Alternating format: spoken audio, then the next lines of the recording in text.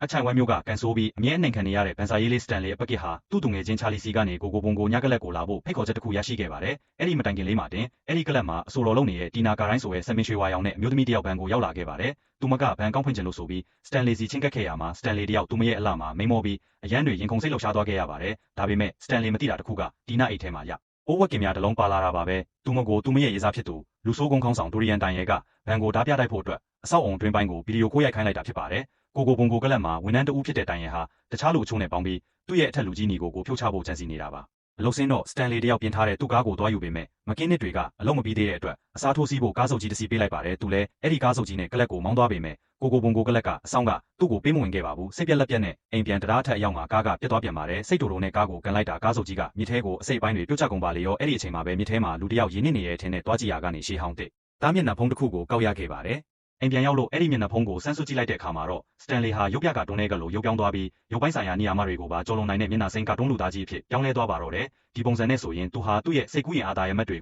ိုလွတ်လပ်စွာအကောင့်ထဲပေါ်နိုင်စွမ်းရှိသွားပါတယ်။အစောပိုင်းကတွန်းဆန်အခန်းတွေမှာဆိုရင်နှုတ်ဆက်ကိုတစ်သားတူကြီးနဲ့ထုရိုက်ပိတ်တာအင်လာတာဆောင်ချမ်းပြင်တွေကိုအပေါက်တွေဖြစ်အောင်ထိုးချိတ်တာမျိုးတွေလုပ်ခဲ့ပါတယ်။ပြီးတော့သူ့ကိုသူခိုးမတ်နဲ့တင်းနဲ့လိုက်ပစ်တဲ့အင်လာခက်ကောက်တဲ့အဖွားကိုမစ်စစ်ပန်မန်းကိုလည်းထိတ်လန့်စေခဲ့ပြီးဖြတ်သွားတဲ့ကားရဲ့မှန်တွေကိုစပီးဟွန်းတီးပြီးခွဲပစ်ခဲ့ပါတယ်။ဒါအပြင်လမ်းမှာသူ့ကိုလာရန်ကားတဲ့လူမိုက်ကုန်းတစ်ခုနဲ့သူ့ကားကိုမပြင်ပေးပဲဂျာအေးသူ့အမေရိုက်လုပ်ခဲ့တဲ့ကားပြင်ဆင်သူမကင်းတဲ့နှစ်ယောက်ကိုလည်းပညာပေးလိုက်ပါသေးတယ်။နောက်တနေ့မနက်မှာတော့စတန်လီကမနေ့ညကဖြစ်ပျက်ခဲ့သမျှကိုအိမ်မက်လို့ပဲထင်နေခဲ့ပါတယ်။ဒါပေမဲ့မကြခင်မှာပဲရဲအရာရှိကဲဝေးရောက်လာပြီးညကအိမ်မှာဖြစ်ခဲ့တဲ့ကိစ္စတွေကိုလာမေးမြန်းပါတယ်။စတန်လီကဘာမှမသိဘူးလို့ညင်းဆိုပြီးမျက်နှာဖုံးကိုပြတင်းပေါက်ကနေအပြင်ကိုလွင့်ပစ်လိုက်ပေမဲ့အဲ့ဒီမျက်နှာဖုံးကဘူမီယန်လိုမျိုးအခန်းထဲကိုပြန်ဝဲဝင်လာခဲ့ပါတယ်။နောက်တော့ကားပြင်သမားတွေအပြင်းထန်ရိုက်ခံထားရတဲ့သတင်းထွက်လာတဲ့အတွက်သတင်းထောင်မလေးပက်ကီဗျန်တကစတန်လီရဲ့အလုပ်ခွင်ထိလာရောက်တွေ့ဆုံမေးမြန်းရင်သူနဲ့စတန်လီကိုမျက်စိပစ်ချင်းကပ်လာပါတယ်။တစ်ဖက်မှာလည်းတိုင်ရဲဟာသူ့ကိုဖြုတ်ချဖို့ကြံစည်နေတာကိုသိသွားတဲ့ညီကိုရဲ့ခေါ်ယူခြင်းကိုခံရပါတယ်။ဒိုရီယန်တိုင်ရဲကိုကျမ်းပြင်ပေါ်ဒူးထောက်ခိုင်းပြီးသူ့ဘားဆက်ထဲကောက်တီးထဲကကောက်တန်နဲ့ရိုက်ထုတ်ပြီးအချက်ခွဲခဲ့ပါတယ်။ညီကိုကတိုင်ရဲကိုမြို့ကနေထွက်သွားဖို့တစ်ပတ်အချိန်ပေးလိုက်ပြီးမထွက်သွားရင်တက်ပစ်မယ်လို့ချင်းချောက်လိုက်ပါတယ်။အဲ့ဒီညမှာစတန်လီဟာဒီနာအကြောင်းအိမ်မက်ပြီးအိမ်မပျော်ဖြစ်နေတော့သူ့ခွေးလေးမိုင်လိုကလာနိုးတာနဲ့မျက်နှာဖုံးကိုထပ်ဆုပ်လိုက်ပြန်ပါတယ်ကလပ်ကိုတော့အားဖို့ပိုက်ဆံလုံနေတာမို့သူအလုပ်လုပ်တဲ့ဘဏ်ကိုပဲ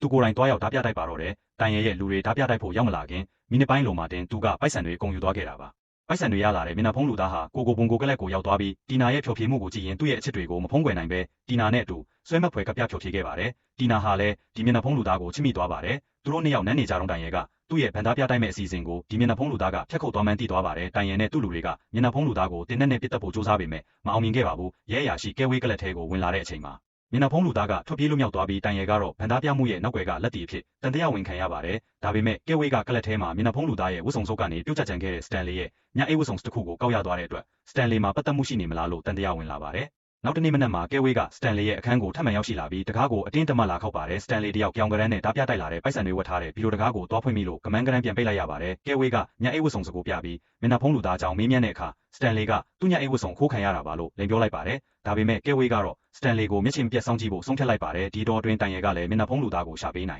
တဲ့သူကိုစုကျေးတော်ဟာ90တူညပေးမယ်လို့သူ့လူတွေကိုကြေညာလိုက်ပါတယ်။အလုတ်စင်းချိန်မှာတော့စတန်လီဟာလွန်ခဲ့တဲ့2ရက်က TV မှာတွေ့ခဲ့တဲ့မျက်နှာဖုံးကျွမ်းကျင်သူဒေါက်တာညူမန်စီတွားရောက်ဆွေးနွေးပါတယ်။ညူမန်ကဒီမျက်နှာဖုံးဟာနတ်ဖုံဘာလာကနေနင်ထုတ်ခံရတဲ့ညဘက်ဆိုင်ရာနော်ဆက်အဖြစ်နှက်ဖျားလိုကြီးရဲ့မျက်နှာဖုံးဖြစ်နိုင်တယ်လို့သုံးသပ်ပါတယ်။စတန်လီကမျက်နှာဖုံးဆိုရင်ဘာတွေဖြစ်လဲဆိုတာပြောပြပေမဲ့ညူမန်ကအရှုံးဖောက်တယ်ထင်နဲ့မယုံပါဘူး။စတန်လီကမျက်နှာဖုံးကိုစွပ်ပြီးတက်တည်ပြဖို့ကြိုးစားပေမဲ့နေ့ဘက်မှာမျက်နှာဖုံးကအလုံးမလုံးတဲ့အတွက်အစီအစဉ်ပြတ်သွားပါ။တစ်ဖက်မှာလည်းကဲဝေးဟာဗန်သားပြမှုတုန်းကမျက်နှာဖုံးလူသားခြံထားခဲ့တဲ့ပိုက်ဆံအိတ်ပေါ်ကလက်ပွေရာတွေဟာစတန်လီရဲ့လက်ပွေနဲ့ထပ်တူကြနေရဆိုတဲ့အချက်လက်ကိုရရှိသွားပါတယ်။စတန်လီဟာသူ့ရဲ့သူငယ်ချင်းမျက်နှာဖုံးလူသားနဲ့တွေ့ဖို့ချိန်ထားတဲ့တီနာနဲ့ပြန်တွေ့နိုင်ဖို့အတွက်မျက်နှာဖုံးကိုညဘက်မှာထပ်ဆွပြီးသွားတွေ့ပါတယ်။ဒါပေမဲ့မျက်နှာဖုံးလူသားရဲ့အတင်းတမဆန်ပြီးလုံကဲအပြုတ်မှုတွေကြောင့်တီနာဟာလက်ဖြန်သွားပြီးချိန်တွေ့မှုပြပြသွားပါတယ်။အဲ့ဒီနောက်မှာစတန်လီဟာကဲဝေးနဲ့စာချင်းတွိုင်းတို့ရဲ့ဖန်ဆီးခြင်းကိုခံရပေမဲ့သတင်းထောင်မလေးပက်ကီရဲ့အကူအညီနဲ့ထွက်ပြေးလွတ်မြောက်သွားပါတယ်။ဒါပေမဲ့တကယ်တမ်းကျတော့ပက်ကီကစုချင်းငွေလိုချင်လို့စတန်လီကိုတိုင်ရဲ CNN လိုက်တာဖြစ်ပါတယ်။တိုင်ရဲကမျက်နှာဖုံးကိုလူယူပြီးကိုယ်တိုင်ဆွတ်လိုက်ရာကနေကြောက်မဖွယ်ရာဗလာကြီးနဲ့မျက်နှာစိမ့်လူဆိုးကြီးဖြစ်သွားပြီးစတန်လီကိုတော့ကျိုးတို့ပိတ်လောင်ထားလိုက်ပါတယ်။တိုင်ရဲရဲ့လူတွေ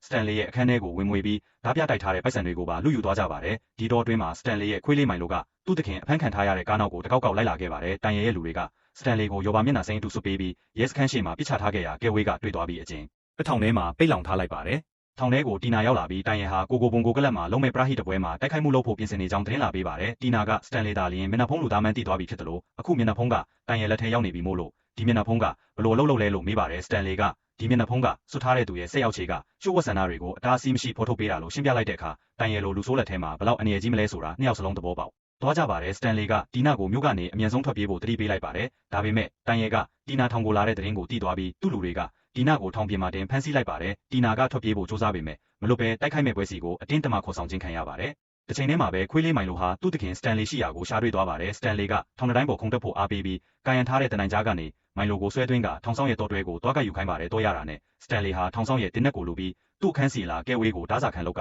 မိုင်လိုနဲ့အတူကိုဘုံကိုကလက်စီကိုကားမောင်းထွက်ခဲ့ပါတော့တယ်ကလပ်မှာတော့တိုင်ရဲကမျက်နှာဖုံးကိုစွတ်ကလပ်တကားတွေကိုဘုံခွဲပြီးညီကိုတင်းနဲ့ချင်းရှင်ပစ်ကတပ်ပစ်လိုက်ပါတယ်အဲ့ဒီနောက်တီနာကိုတိုင်နဲ့ကြည့်ပြီးမိနစ်30အချိန်ကိုက်ပုံးတစ်လုံးတက်ဆင်လိုက်ပါတယ်စတန်လီကလပ်ထဲရောက်လာပေမဲ့တိုင်ရဲရဲ့လူမိုက်အော်လန်ဒိုရဲ့ဖန်ဆီးခြင်းကိုခံလိုက်ရပါတယ်အဲ့ဒီအချိန်မှာတီနာကမန်ဆင်ပြီးတိုင်ရဲကိုမျက်နှာဖုံးမပါတဲ့ဒိုရီယန်ရဲ့တကယ်နန်းကိုပဲလိုချင်တယ်လို့ပြောပြီးမျက်နှာဖုံးချုပ်ခိုင်းပါတယ်တိုင်ရဲနန်းနေရဲ့အချိန်မှာပဲတီနာကခြေထောက်နဲ့ကန်ထုတ်လိုက်လို့မျက်နှာဖုံးဟာလေထဲကိုမြောက်တက်သွားပါတယ်ကားတကားကိုဖွင့်ပြီးကလပ်ထဲခိုးဝင်လာတဲ့ခွေးလေးမိုင်လိုကလူဆိုးတယောက်ရဲ့ဖန်ဆီးခြင်းခံရပေမဲ့လေထဲကဝဲကျလာတဲ့မျက်နှာဖုံးကိုလှမ်းဖမ်းလိုက်ရာကနေမျက်နှာဆင်းခွေးလေးဖြစ်သွားပြီးလူဆိုးတွေကိုကိုက်ခဲမောင်းထုတ်ပါတော့တယ်ဒီတော့တွင်စတန်လီနဲ့တိုင်ရဲတို့လက်တီးချင်းထိုးတက်ကြပြီးစတန်လီကတိုင်ရဲကိုစလော့ဂိမ်းဆက်ထဲရောက်အောင်လက်တီးပြင်းပြင်းနဲ့ထိုးချလိုက်လို့တိုင်ရဲသတိမေ့သွားပါတယ်အဲ့ဒီနောက်စတန်လီကမိုင်လိုစီကနေမျက်နှာဖုံးကိုယူပြီးနောက်ဆုံးတစ်ချိန်ပြန်ဆွတ်လိုက်ပါတယ်သူရရှိလာတဲ့စွမ်းအားတွေနဲ့အချိန်ကိုက်ပုံးကိုအချိန်မီမျိုးချလိုက်ပြီးတိုင်ရဲကိုတော့သူဖန်တီးလိုက်တဲ့ရေမြောင်းကြီးတွေကိုရေဆွဲချသလိုမျိုးချပစ်လိုက်ပါတယ်ကိစ္စတွေပြီးတော့စတန်လီကမျက်နှာဖုံးကိုချွတ်လိုက်ပါတယ်ကဲဝေးကစတန်လီကိုထပ်ဖမ်းဖို့စ조사ပေမဲ့မြို့အဝင်ကိုယ်တိုင်ကတိုင်ရဲမျက်နှာဖုံးဆွတ်ထားတာကိုမြင်ခဲ့ပြီးစတန်လီကလူတိုင်းရဲ့အသက်ကိုကယ်တင်ခဲ့တာလို့ပြောပြီးတားမြစ်လိုက်ပါတယ်